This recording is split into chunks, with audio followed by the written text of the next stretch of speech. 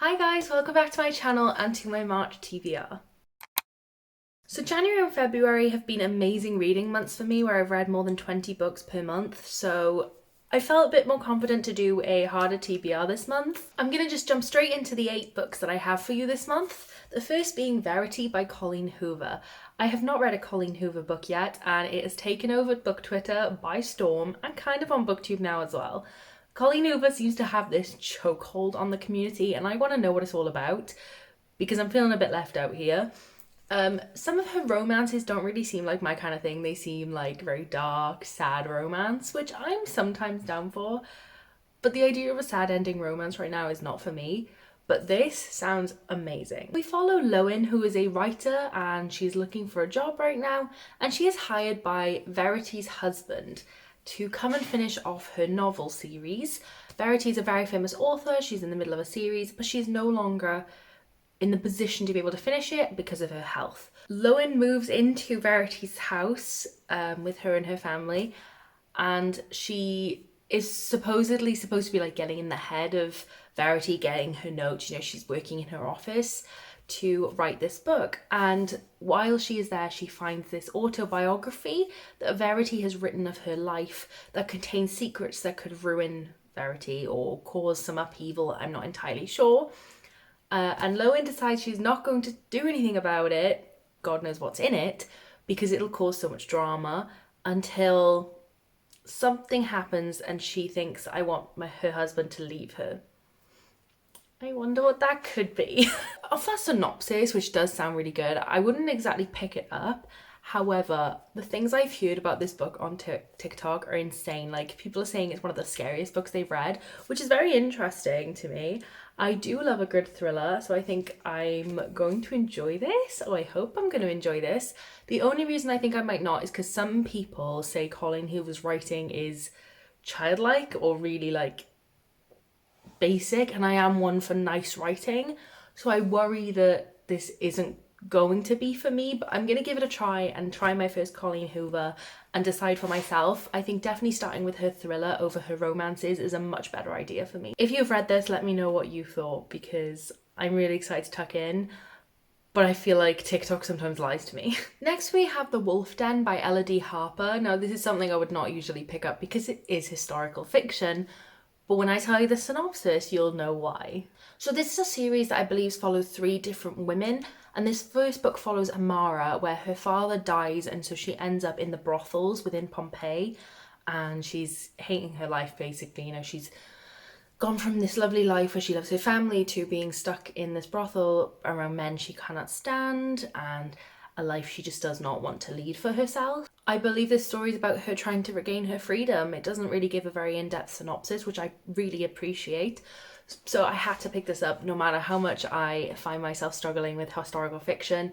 I think this is going to be for me. I recently read Ariadne and it just sparked this thing in me, and now I've bought so many of these, and this is the first one that I definitely want to try this month. It is a little bit chunky. I don't think it's going to be the easiest read based on its contents, but I definitely think it's important to read books like these and any of the books that uplift women and tell women's stories and their struggles. So definitely a priority for March. The next book that I have is The Blue Book of Nebo by Manon Stefan Ross. I have never heard of this before. It is a super short novel that I've never heard anyone talk about, and then I went into my local Waterstones and one of the women working there recommended this book to me because it is set in Wales. She recommended 2 books actually that I bought set in Wales because I feel like as a Welsh reader I should be promoting these books from Welsh authors and I don't. So this is the start of my journey to trying to do that, and this one sounds mwah. I hope it lives up to the synopsis because wow. So this is a YA novel converted from Welsh to English. And it is based upon a real life event, I believe, if I remember what she was telling me, and it is about this book. There was, in West Wales, there was this like nuclear plant or something plant, I don't know, and it got shut down because it was producing toxic gas and things. But this book is based upon if it didn't get shut down and it created an explosion, and it's basically post-apocalyptic. So we follow Dylan, who back in 2018 when this thing happened, the world kind of went into ruin and there was no more electricity. The world like left as we know it and is now post-apocalyptic, which I love. And Dylan is just living his life in this new world. You know, he was only 6 when it first happened. So you're now following him at age 14, going through what's happened to him and what is going on. And he is writing in a journal everything that happens to him. The Blue Book of Nebo. I think it's going to be a post-apocalyptic book that isn't too heavy, but also thoroughly enjoyable and hopefully atmospheric, because that's what I love most in my post-apocalyptic novels. But most of all, I just want to support a Welsh author, so I'm really excited to give this a read and hopefully love it so that I can encourage you guys to pick it up as well. The next book that I want to read is The Mad Woman's Ball by Victoria Mass. This is, again, a super short novel and one that I think is going to be very hurtful and dark, but so uplifting to read as a woman, because you're reading about women and their hopes and their desires. This is based on mad women in Paris in 1885 in a asylum, basically, where hysterical and mad women were sent. But basically these women are not mad and hysterical, they are unwanted wives or delinquent children who have been sent there by men. And these women just feel like there's nothing left, you know, they're treated awfully, they are put in like hypnosis and things when they've done nothing to deserve this treatment. And obviously I can't imagine the treatment is very nice in an asylum, so it's going to be a hard read. However, they are all looking forward to the women's ball that happens once every year. And this is like this massive ball that is held at the hospital, and I think they like revolt or something, I'm not sure, it doesn't go that far, at this ball, and it gives them something to look forward to in a moment of hope and something to unite together towards. I just think, again, this is going to be a hard book, but it's going to be a rewarding one to read. I think hopefully the language is beautiful. I've heard a lot about that and I have high expectations. Again, I guess historical fiction, but apparently that's the route I'm going now. I just will read anything about women, so here I am with another book for women. I've also seen a lot of people define it as gothic, and I like that. That sounds good. Although the term does get thrown around a lot more now than it used to, so I feel like potentially it's not going to be gothic. I feel like we just put that term everywhere now. But if it is, that's going to be really fun and atmospheric to read about. Next we have a gigantic book, which is Zodiac Academy Cursed Fates. This is the fifth book in the Zodiac Academy series, which I'm pretty sure we all know by now I'm obsessed with. They are ginormous, the words are small, but we're gonna get there this month. I'm in love with this series. I cannot tell you, this is probably in my top 5 series of all time. It's so good. If you are into fantasy and you want a boarding school that has every magical creature you can think of, sirens, dragons, vampires, werewolves. Does it have vampires? Am I making that up? It's starting to blend in with Crave now. Can't remember. Witches, pretty much everything you can think of anyway, so I'm going to assume. Every time I open this series, I feel like I'm back home. Like, it is dark, it's a bully romance, although don't read it for just the romance. I see a lot of people calling this a romance, and I think you would be incredibly disappointed, especially considering the size of these books that you would have to get through for any smidging of romance to start. Also, it's a bully romance, meaning you're not going to get that good serotonin from it, you know? I feel like a lot of people incorrectly inform people of that. Read this if you are a fantasy fan, absolutely. Don't if you're just reading it for romance, you won't be rewarded. But absolutely phenomenal series. How do I explain this? So going back to the first book, which was so long ago, Tori and Darcy Vega are stripped from the normal human world and taken to this magical school, Zodiac Academy, shock, and they are told that they are the long-lost heir to the throne. However, there are already 5 heirs to the throne who took over when Tori and Darcy Vega vanished 18 years ago. And obviously they are now threatened by the 2 heirs, thinking they're going to want to take their throne back and so bully them. I have nothing else to say because I don't want to spoil anything for the series. And if you haven't already picked it up after watching my channel, You're probably not going to, because I haven't stopped rambling about these for like 6 months. But yes, definitely going to be getting onto this one this month, and I am so unbelievably excited about it. And the next book that I want to pick up is Daughter of the Moon Goddess by Sue Lynn Tan. This is the gorgeous Verity edition, because I know I'm going to get a question on that, because yeah, it's stunning. I'm definitely going to be reading this month because I have the audiobook Arc on NetGalley, so I would like to read that pretty soon, but I did just receive a physical copy yesterday, so very pleased to have this in my hands and also very excited to listen to it. I did know what this was about, but I have completely forgotten, and I don't particularly want to remind myself, but it is a mid-autumn legend retelling, and that's literally the extent of what I know. So unfortunately I'm not going to renew my knowledge because I want to go in knowing little. I know very little about Chinese mythology. My focus is usually on Greek mythology and Norse mythology, but this is going to teach me something, I'm sure of it.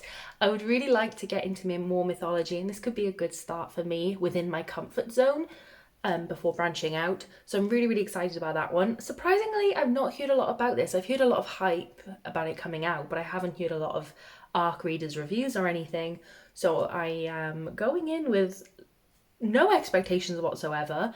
It is a rather large, chunky fantasy, so I'm definitely going to be using the audiobook that I'm lucky enough to have to read this. Now on to books that I don't own physically. The first book I want to read is Kate by Tate James. This is the 4th book in the Madison Kate series. That was so much to say. Kate, Madison Kate, Tate James. I read the first 3 books in this series last month in like a day or 2 days, and I never read the last book, and it's just frustrating me because I just want to finish it, even though I didn't love it. So I'm hoping to finish that this month. It's like a gang romance where Madison Kate is wrongly convicted of a crime, although she's never convicted, but obviously once you've been in the press about committing a crime potentially, people tend to just villainize you whether you did it or not, no matter how the verdict. So she moves away for a year to her aunt's house, but when her aunt passes away, she has to move back to her dad's, and her dad is this political figure who doesn't really care about her at all. He's horrible. But unfortunately, 3 guys have moved into her house, and these 3 guys are the people who framed her for the crime. Obviously, she is not that happy about this decision, so she basically goes on this like mission to make them want to move out. So she's like horrible to them and pranks them. Like literally at one point she replaces the sugar for salt, which childish, but made me laugh. Things like that. And some a lot worse, to be fair. It's definitely one of those bully romances. Again, if you're into that, great, but it's got gangs in it, but it's not as heavy as a usual mafia romance is. There is blood, there is kidnapping, there is murder, but I've read a hell of a lot darker. So if you're trying to branch into that genre, this is a series I would recommend. Things to note, it is a reverse harem story, so again, only if you're that kind of reader do you want to read that story. Not for everyone, definitely for the 18+ readers, but I'm so excited to finish that series. And the final book for today's TBR is Crush by Tracy Wolfe. This is the 2nd book in the Crave series. I just finished Crave yesterday or day before yesterday, and it was so good. I was really pleasantly surprised.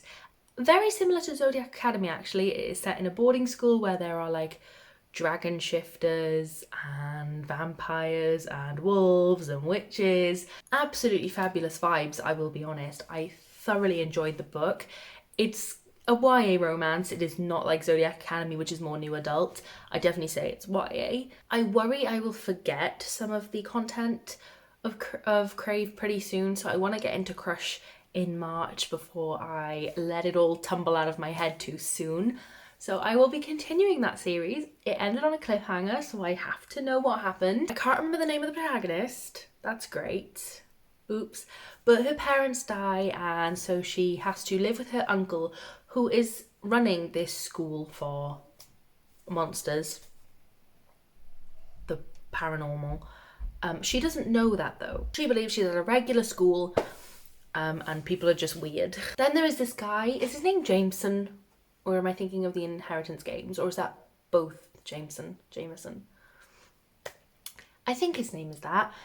He is like this mean guy that is, you know, hates everyone but you kind of guy, but also still kind of you. It was kind of insta-lovey, like they met, and like this is like right at the beginning of the book, so I'm not getting told I've spoiled anything here, but like she's like rubbing his face. I don't know. Anyway, I don't, this is not a wrap up, so I don't know why I'm telling you that. If you want to go see me read it, you can see my reading vlog where I just read it, my last reading vlog that I filmed. I'm excited to continue their story into the second book and see what happens from the events of the first. But those are all 8 books that I want to read in March as a bare minimum. I'm sure I'll be reading a lot more. You can see that in my March wrap up in about a month's time. I think I have a good mixture here of different genres and hard books / easy books to keep me, you know, motivated to read throughout the month, because I feel like I'm hitting that time where I start to dip in a slump through the year. You've done your hardcore reading and now you're like, I'm tired. That's gonna be me next month. But thank you so much for watching. If you made it to the end, let me know what you're going to be reading this month or what book you're most excited to read in March. And I shall see you in the next video. Bye.